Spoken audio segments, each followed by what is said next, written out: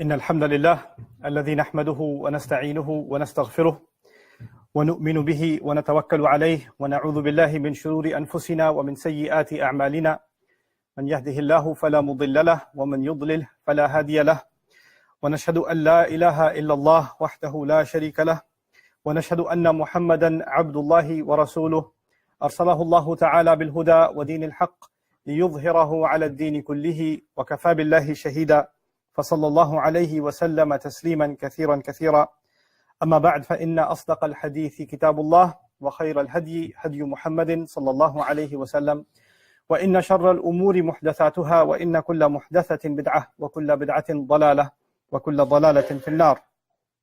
قال الله عز وجل في كتابه الكريم بعد أن أقول أعوذ بالله من الشيطان الرجيم ومن نعمره ننكسه في الخلق أفلا يعقلون رب اشرح لي صدري ويسر لي أمري واحلل عقدة من لساني يفقه قولي اللهم ثبتنا عند الموت بلا إله إلا الله اللهم اجعلنا من الذين آمنوا وعملوا الصالحات وتواصوا بالحق وتواصوا بالصبر آمين يا رب العالمين. I'm reaching the tail end of the series of khutbahs that I wanted to do about dignity and honor in the Quran and in the legacy of our Prophet sallallahu alaihi wasallam. And I think an intelligent way to move forward is to identify different groups of people and just remind ourselves of how we're supposed to honor them. I've spoken to you previously about, children and parents in the last khutbah. This time I want to start with, and I'm hoping to cover 3 groups of people, but let's see how far we get. The intention today is to start with the elderly. Allah Azza wa Jal mentions in Surah Yasin, the ayah I began with in this khutbah, that whoever we, وَمَنْ نُعَمِّرْهُ, the one we give old age to, نُنَكِّسْهُ فِي الْخَلْقِ, we start deteriorating them, reversing them, really, in creation. Meaning, when a child is very young, they're not capable of much on their own. They need assistance. And when a person becomes very old, they're also becoming in need of assistance. A child can have temperament, easily gets upset, easily gets agitated. And as people get very old, their temperament becomes a little bit more difficult to deal with also. They can get very agitated, very upset, maybe even cry, and do so very easily. As a child is very young, their speech hasn't properly developed yet. And as people get older and senility hits, actually it becomes for some of them harder to communicate. Dementia comes, they forget things, they're not making complete sentences.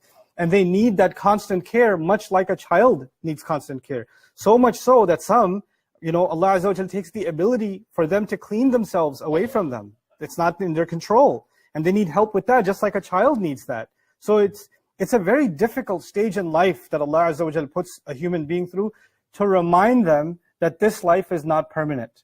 Essentially to remind them that this life is not permanent. And one of the contemplations I read about, the ayah about reversing creation is, when a child is young, they're always looking up, trying to climb up.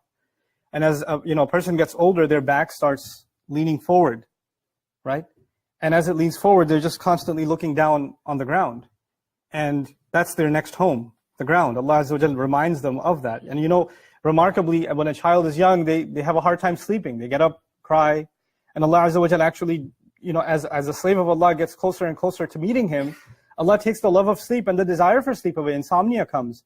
And now there are, the elderly, Allah makes tahajjud and qiyamul layl and meeting with Allah and speaking with Allah easier for them. Subhanallah. So these are just some things that the elderly go through, or this stage that Allah Azza wa Jal even describes, إِلَى مِنْكُمْ مَنْ يُرَدُّ إِلَى أَرْذَلِ الْعُمَرِ. That Allah will, among you are those who are taken to the most weakest, the most feeble of ages. So this is a very difficult age for people to be in, for myself and yourself to be in, and of course those that are our elders in our community, in our families, for them to be in. It's a test from Allah Azza wa Jal. Something that even the Prophet sallallahu alaihi wasallam asked Allah's refuge from. He asked refuge from old age, because it's one of the greatest trials a human being can go through. You were capable, you were running around, you were doing things on your own, you were independent, you were making your own money, you were taking care of others, and all of a sudden, that's been taken away from you, and now you're the one taken care of. You feel like you're a burden on other people, and you're not valued anymore, your opinion's not held anymore, people are telling you, no. That's how they did things back in your day. Things have changed now. So your opinions don't matter anymore, right? So all of that which used to make you feel worth something has been slowly taken away from you, to the point where even those who love you so much and care for you so much barely have any time for you. They'd rather be doing other things, and you barely get in a sentence with them, right? So it's a very difficult trial for our elderly to go through. And I wanted to kind of highlight how our Prophet sallallahu alaihi wasallam especially, and I typically don't do this, but this is such an important subject that I felt it's urgent that we do this. I wanted to take you to the day on which Mecca was conquered, which is the day, you could think of it as the culmination of the Prophet's mission, sallallahu alaihi wasallam. The house that was built by Ibrahim alayhi salam so only Allah could be worshipped was the house that this da'wah started in 23 years before then, right? And it just, and you have, or 22 years before then. And all this time, the struggle, the pain, the torture, all the revelation of the Quran. So one day, وَرَأَيْتَ النَّاسَ يَدْخُلُونَ فِي دِينِ اللَّهِ أَفْوَاجًا. That day will come eventually. And now that day has come. And the Prophet ﷺ has completed his mission. And the people are now, his greatest enemies have been humbled. They're either hiding or they're coming in and they're accepting Islam. This is what's happening on that day. And on that day, جاء أبو بكر بأبيه أبي قحافة إلى رسول الله صلى الله عليه وسلم يوم فتح مكة يحمله. Abu Bakr's father wanted to meet with the Prophet ﷺ. And he was too old to walk himself. So Abu Bakr as-Siddiq carried him and brought him over to the Prophet ﷺ. And when he brought him, حتى وضعه بين يدي رسول الله صلى الله عليه وسلم, until he put him right before the Prophet. He carried him and he placed him before the Prophet ﷺ. What does the Prophet ﷺ say? On this day, the day on which Allah has given him victory, he says to him, لو أقرت الشيخ في بيته لأتيناه. If you just kept the elderly gentleman at home, we would have come to him. We would have come to him. This is the day of the great victory of Islam. And on this day, the Prophet ﷺ says, yeah, but that's a bigger priority. Why would we disturb the elderly? They shouldn't have to come to us.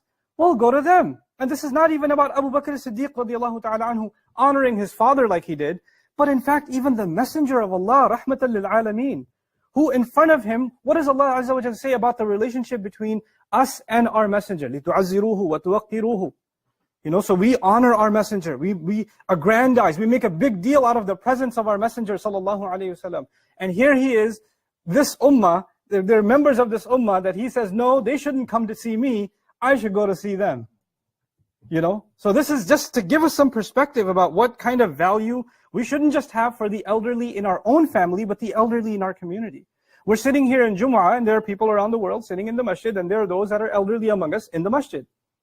You guys, younger people here, and older ladies in the audience too, our mothers and our grandmothers and our aunts, they're sitting here, and they come every Friday, and they sit there and they listen to the Jummah, and they go, and nobody says salam to them. Nobody talks to them. They just talk among each other and they go. And the young people are hanging out among themselves. You see, that's a problem. Like each one of you should go out of your way to identify someone elderly in the audience, get to know them, say salam to them, earn their du'as. And this is the least we can do. And it's not even a favor you're doing for them, as I'd like to explain. إِنَّمَا تُنصَرُونَ, he says, Rasul ﷺ says in Sunan Abi Dawud, he says, إِبْغُونِي ضُعَفَاءَكُمْ, go find me your weak. Go find me your weak. And the weak here suggests children, orphans, people that are, disabled, the sick, and of course it includes the elderly, because they had strength, and then Allah Azza wa Jalla describes it becomes da'f later on, it becomes weakness later on. He says, فَإِنَّمَا تُرْزَقُونَ وَتُنصَرُونَ بِضُعَفَائِكُمْ. The only reason you are given help by Allah, and the only reason you are provided by Allah, is because of the care you provide to the weak among you. The more you take care of those that are in a state of weakness, that is how you are provided and you are taken care of. So it's actually even an act of selfishness. You're having a hard time finding a job. You're having a hard time getting some help with your problem. You're stuck in a situation. This is the time to go and take extra care of those around you that normally you wouldn't consider. And of course, our elderly are part of that. Rasulullah ﷺ says, مَنْ لَمْ يَرْحَمْ صَغِيرَنَا وَيَعْرِفْ حَقَّ كَبِيرِنَا. On the one hand, he said, whoever does not show loving care to our little ones, meaning kids. And then he says, whoever of us does not recognize the right of our elders. Haqqa kabirina. He didn't say show mercy to the elders. He didn't say be kind to the elders. He said you recognize the right of the elders. In other words, what we do for them, the courtesy we extend to them, the honor we give them is not some extra thing you did or I did. That was already their right. That was due on me and due on you. We had to acknowledge that. And so he says, whoever doesn't recognize that right, فَلَيْسَ مِنَّا, he is not from among us. أَلَا أُنَبِّئُكُمْ بِخِيَارِكُمْ, shouldn't I tell you of the best among you? There are famous hadith of the Prophet ﷺ, خَيْرُكُمْ مَنْ تَعَلَّمَ الْقُرْآنَ وَعَلَّمَهُ, very famous. The best of you are the ones who learn Qur'an and teach Qur'an. Here he asked the Sahaba, should I tell you about the best of you? Bala ya Rasulullah, of course you should tell us. خِيَارُكُمْ أَطْوَلُكُمْ أَعْمَارًا. He said, the best of you are the ones that are the oldest in age. إِذَا سَدَّدُوا, especially when they're upright, meaning they're old in age and they're still doing the right thing. So the most blessed of the people we have are the gentlemen and the ladies that are here in the masjid, the elders, that are still worshipping Allah Azza wa Jal despite the difficulty they go through. These are the best among us. These are the most honored among us. And so we have to go out of our way to acknowledge them. Just a final couple of words from the Prophet ﷺ. Al-khayru ma'a akabirikum. Goodness, and this is comprehensive language, meaning goodness in your life. Goodness in your life. And also, a lot of good will come to you in the company of your elders. You'll learn from their wisdom. You'll learn from their experiences. Ask them about their life story. How were they when they were young? How have things changed? What was the most difficult thing when they were raising their kids? Some of you are not married yet, or some of you just got married, you have a small child. It's in your best interest to go talk to someone who's actually spent a life raising a child. And what challenges they faced. Learn from their wisdom. Appreciate it from them. The youth among us, the more time they spend with the elderly, by the way, the better it is for them in maturing themselves. When, guys among you that are 18, 19, 20 years old, that are hanging out among themselves, you collectively get stupider. When you spend time among each other, your collective brain capacity goes down. When you start spending time with the elderly, their wisdom starts rubbing off on you. Maturity starts coming into you. Some of my best friends when I was a teenager were actually over 70 years old. I was a weird kid in that sense, but I was really blessed to just find some friends in the masjid that were very elderly, and they used to just spend time with me. Used to go to lunch, go for a walk together, and just their company completely changed my outlook on life. And when I would leave their company and go to friends in college and hang out with them, just the level of maturity would drop so much that I would feel a kind of a void. I need to go back to wiser company, you see. So the youth are actually in desperate need of the benefit, the khair, that comes from our akabir, that comes from our elders. Similarly, some of you are young khatibs, or somebody, they invite me to give a khutbah somewhere. I remember one time I was invited to give khutbah in the Somali community in Minnesota. And the imam is a senior scholar. He doesn't speak English. He only gives khutbah in Arabic. And they were complaining about that to me. Like, our youth, they don't understand English. The khutbah is always in Arabic. And, they can't connect to him and all of this stuff. And I'm like, hold on a second, guys. He's our elder. And it's like the imams don't even care about the youth or whatever. After the khutbah was done, I met with the sheikh. And I sat with him. And wallahi, there were tears rolling down his eyes with the concern he has for his youth. Tears rolling down his eyes.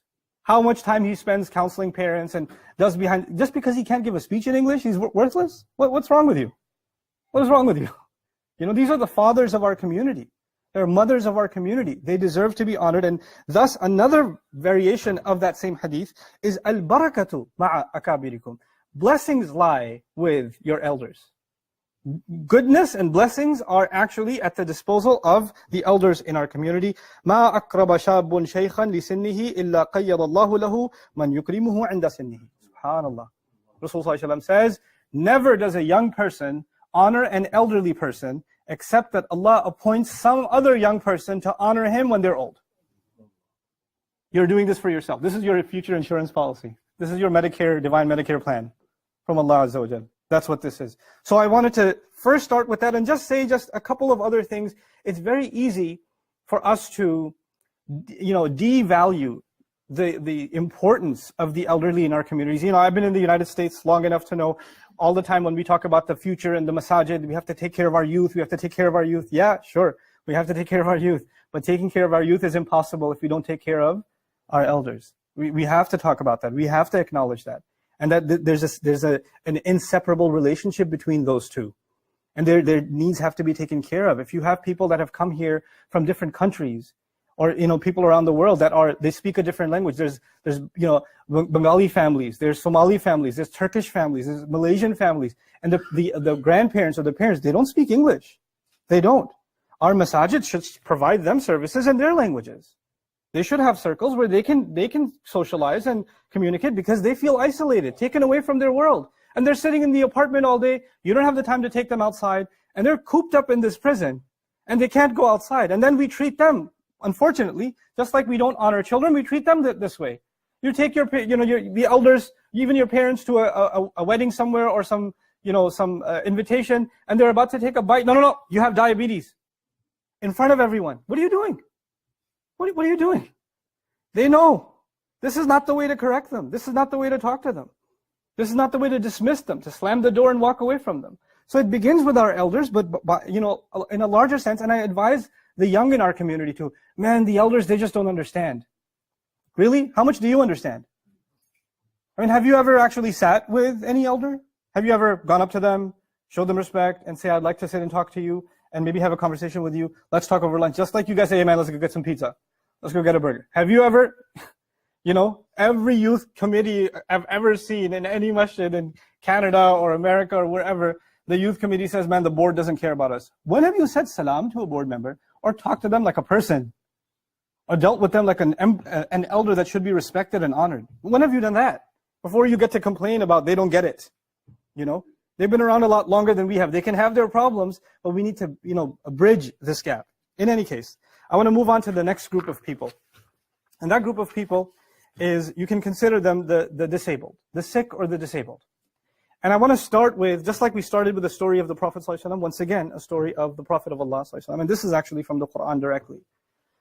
Allah Azza wa Jall's messenger was commanded to deal with the significant people in Mecca, the influential people in Mecca, to call them to Islam, because if the influential people accept Islam, then others will also follow them. If a tribe leader accepts Islam, he can say to his entire tribe, let's go. And they can all accept Islam. The same way Muslims nowadays get really excited when a celebrity becomes Muslim, or we allegedly make them Muslim anyway. We have conspiracy videos about who's Muslim, Obama's apparently Muslim, Michael Jackson's Muslim, God, the list goes on. They're all Muslim. And we're really happy about that because we got a big one. And because of them, a lot of people will accept Islam, right? But actually, there's some truth to that. When people of influence, like Muhammad Ali, for example, his shahada had a huge impact on the world, right? His Islam has a huge impact on the world. So similarly, when you have in the case of the Prophet ﷺ, he's dealing with some of the leaders of Quraysh. Those people are millionaires, billionaires, politicians. They don't have a lot of time. If they give you time, they give you 2 minutes and they got to go do their thing, right? So they're not going to listen to a 40-minute discussion on the da'wah of Islam. They're not going to do that. So the Prophet ﷺ has very limited opportunity to reach them or to get a chance to talk to them. And it was one such limited opportunity that one of his own cousins came running to him, Abdullah ibn Maktoum, who's blind. And he came to him and he started asking him a question. Now the thing is, just understand this scene. I've talked about it before, but just paint this scene for yourself. Abdullah ibn Maktoum is blind, but he's not deaf. He knows a conversation's going on. And he's still interrupting anyway. And he's saying, I have a question. He's being rude and he's actually interrupting a conversation ongoing. And the Prophet ﷺ does not tell him, no, just wait a minute, let me finish this. He doesn't say anything.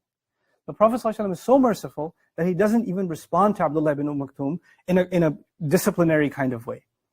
The only thing the Prophet ﷺ is getting a little frustrated, because if he turns to Abdullah and starts talking to him, this 30-second opportunity is going to disappear. So he's in tension, he's in anxiety right now. So his forehead bulges for a second. And Quran says, Abasa wa tawalla, an ja'ahu al-a'ma. He frowned. He turned his face just a little bit. He turned because the blind one came to him. وَمَا يُدْرِكَ لَعَلَّهُ يَزَّكَّى أَوْ يَذَّكَّرُ فَتَنْفَعُهُ الذِّكْرُ. What do you know? Maybe he wants to cleanse himself. Maybe he'll benefit from the reminder. Allah Azza wa Jal corrected the Prophet of Allah ﷺ for just bulging his face. And by the way, the Prophet ﷺ never said, you know how about the parents, the Quran says, لَا تَقُلْ لَهُمَا أُفٍّ. Don't say uff. Don't be frustrated with parents. Don't say, oh. No sound came from the Prophet ﷺ. لَمْ يَتَأَوَّهْ. There's no sound. The only thing is a bulge on his forehead, which clearly a blind person cannot see. Clearly a blind person can't see that. And the Prophet ﷺ turning his face just a little bit, a blind person can't see that. So he couldn't possibly be offended. And yet Allah says that's not good enough. Allah says that's not good enough. Why? Because you have to honor the blind. You have to honor the one with the disability. SubhanAllah. And also why? Because the Sahaba are watching from a distance. And when they see from a distance, he's talking to the VIP. But then when this blind one came, his own cousin, if is your cousin or your wife's cousin, then you can meet him anytime. They're accessible to you. So he just said, okay, later. So they might get the feeling that this one was less important, that one was more important. The Prophet ﷺ is not even allowed to give that impression. Not even to give that impression from a distance. Not do that. Maybe you don't mean to be dismissive to somebody, but if somebody watching from 10 feet away, could they get the idea that you were being dismissive? That's not good enough. What impression are you sending? What image are you projecting? This is important. And so the other interesting thing here is that Allah Azza wa Jal, Allah knows his name. You know, Anja'ahu Abdullah. He turned away when Abdullah came, or when a Sahabi came. And there's lots of words Allah could use to describe who came. But Allah deliberately used what? Al-A'ma, the blind one. The blind one. And this is actually an honoring of all those who have a disability. That when they come to learn, when they come to seek help, when they come for any purpose, that we drop all things and give them priority. Because that's the kind of priority Allah gave the Prophet ﷺ command to. Forget the leaders of Quraysh. These are more important. أَمَّا مَنِ اسْتَغْنَى فَأَنْتَ لَهُ تَصَدَّى وَمَا عَلَيْكَ أَلَّا يَزَّكَّى. Ya Allah. As for the one who's super rich, who thinks he doesn't need Islam, the VIP, you're leaning towards him. You're not responsible that he should be cleansed. The same word yazakka Allah used for the blind one said, how do you know? Maybe he wants to be cleansed. Allah says, when it comes to caring about these two, you care about this one, that's a VIP. He's the real VIP to Allah Azza wa Jal. But that wasn't enough. Even that, Allah didn't even stop there. He says, وَأَمَّا مَنْ جَاءَكَ يَسْعَى وَهُوَ يَخْشَى. This subject was already over. Allah Azza wa Jal already told the Prophet ﷺ that he shouldn't have turned or frowned. But Allah comes back to Abdullah ibn Maktum, back again to the Sahabi, back again to the blind man, and says, and the one who came running, Allah acknowledging how hard must it be for a blind man to run. How hard must it have been? You see someone with a disability making it to the masjid, how hard must it have been? How easy was it for you and how hard was it for them? There are some people that are sitting here, every second that they're sitting here, their back is hurting. Every second that they're sitting here, you know, and they're here. We don't know the pain that people go through. Allah acknowledges it. The Prophet ﷺ just sees someone who came. Allah Azza wa Jalla acknowledges he came from a long distance and it was a really difficult thing for him. You know? وَهُوَ يَخْشَى, and he's got fear in his heart. This is only something Allah could have known. How can you be distracted from him? فَأَنْتَ عَنْهُ تَلَهَّى. That's the scariest part of all of this. Allah's Prophet did not say to him, you dismissed him, you dishonored him, you hurt his feelings, you spoke ill to him, you scolded him. No. You were distracted by him. That's the criticism. You weren't paying attention to him. That's the criticism. We can't be distracted from those people because they become invisible to us. We just move along, move past them. When you see somebody in a wheelchair, go out of your way to honor them. But let me qualify that for you too. What does it mean to honor them? When someone's in a wheelchair or someone's blind, you don't say, let me hold your hand and help you cross the street. They know how to handle themselves. You don't have to remind them of their disability and make them feel like you just came, I just heard this khutbah and I'm gonna, no. You don't push your wheelchair, I'll push your wheelchair. No. That's actually humiliating them. You understand? Because they take pride in their independence. You don't just grab somebody's bags and say, I'll carry it for you because you know you're in a wheelchair and stuff because I just heard a khutbah. No, they have self-respect. They don't want your help. And even if you're going to offer your help, you have to be sensitive about it. You know, you see somebody, you see an elderly gentleman, you see somebody just disabled, and they're carrying a lot of bags. Instead of saying, hey, can I carry these for you? I know you're old. Instead of that, you say, man, the other day I had to carry a lot of bags. It was really heavy. If you'd like, I'd like to help if you want. Make it about yourself before you make it about them. You understand? So this is a sensitivity we have to have towards people that have these, outwardly disabilities. But that's not where the conversation ends. There are also people with inwardly disabilities. There are people that are suffering from anxiety, that are suffering from depression, that are suffering from, even invisible diseases like MS, or cancer, or things like that. You can't see it, but they are in pain. They're not doing well, and you guys are going for a walk, and one of them is walking slower than everybody else. Hey, come on, what's keeping you so long? They look healthy, they look young, they look normal, and they're walking slower than everybody else. What are they supposed to give you their medical report before they can justify that? When you see somebody walking slower, instead of saying, what's wrong with you? And reminding them that they can't do what other people can do, you slow down your walk and you say, I noticed that you're enjoying the day a little more than everybody else. I think I'm going to do that with you. Don't make it about them being slowed down. Make it about something else. Change the subject. This is part of honoring and part of being delicate. You see, so delicate that you can't even frown to a blind person. That's being delicate, right? So we have to learn delicacy when we deal with people. What words are we going to use? What language are we going to use? What are they going to find offensive? Put yourself in their shoes. Would you want to hear those words? You know? And then to talk to people, and you know, if you meet somebody who's elderly, or you meet somebody who's disabled, or you meet somebody who's diagnosed with something, and you're sitting with them, so you know, subhanAllah, I know you have MS, or I know you're disabled, I know you're losing your limbs, or you're losing brain function, or whatever. Astaghfirullah, may Allah help. No, you don't remind them. They know they have it. Thank you for the information. They didn't need the muraja'ah with you. They didn't need you to remind them. You don't make that a point, because then you know what happens for those people? They start internalizing that's all people see when they see me. They just see a wheelchair. They don't even see a person. They just see a blind person. They don't even see a human being. They just see cancer walking around. They just see depression walking around. They don't even see a person. You don't highlight a person's disability or struggle or problem or just, you know, whatever they're going through. You don't highlight that. You actually honor them despite it. You're almost blind to it. Almost blind to it, like you would with anybody else. So this is the, you know, in a nutshell, what I wanted to highlight for you: the disabled, the elderly, and the invisible among the disabled. You know, there may be people among you that, you know, people at work or whatever, they get tired very easily, you know, or they get sleepy. Why are you always sleepy? Or you have a cousin in the family or a friend who's sad. Hey man, why are you always so depressed? You can cheer up a little bit. God, you're making my mood. Maybe they're actually suffering from depression. That's a real thing, guys. I know we don't have that. We, in the Muslim Ummah, unfortunately, anybody suffering from a real psychological disorder, they're just depressed. Like, depressed has just become a thing you throw around. It's for some people, that's more painful than a physical disorder. You have to be sensitive about that, you know? And when some people are suffering from bipolar, they don't have control. They have thoughts and they have words that they don't have control over. That's not something they chose. That's not something that they're bad people and that's why they're like this. Just like somebody doesn't choose a disease. Somebody doesn't choose a disability. They didn't choose this. So for us to call them words like crazy is completely out of line.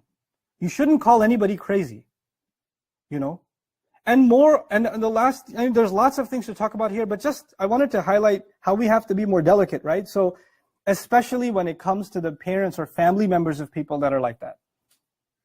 You know, to go over to, you have parents whose children have cerebral palsy, or they're paralyzed, or their kids are in a wheelchair, or their kids have attention deficit disorder, or whatever it may be.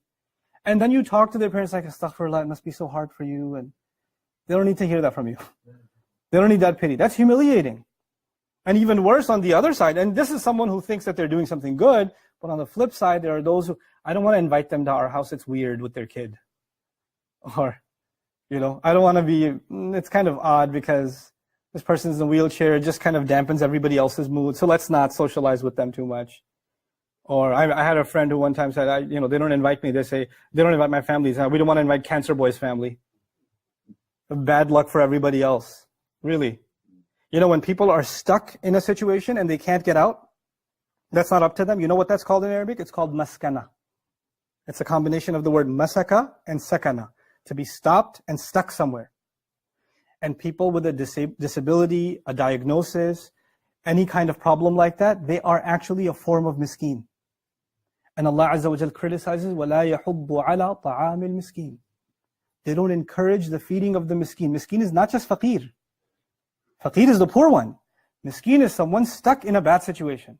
When we, cut those people off. As a matter of fact, when there's somebody came for in the family is a marriage proposal, and the guy's family is coming to visit, so you hide the child with the disability. Because it's embarrassing. What? What are you doing? When you don't take care of your du'afa, rizq is taken away. The Prophet ﷺ said this.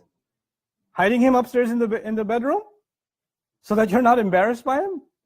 These are the kinds of things we have to become sensitive to, delicate towards. This is an ummah of rahmah. Our Rasul ﷺ was sent rahmatan lil alameen, a loving mercy for all nations and all peoples. How are we going to show the world that if we can't even show it to those within our ummah? Adillatin al mu'minin. We are humbled and soft when it comes to dealing with each other. May Allah Azza wa Jalla soften our hearts and make us among those who honor people that deserve the kind of honor Allah and His Messenger highlight. Barakallahu li wa lakum fil Qur'an al-Hakim wa nafa'ani wa iyyakum bil ayat.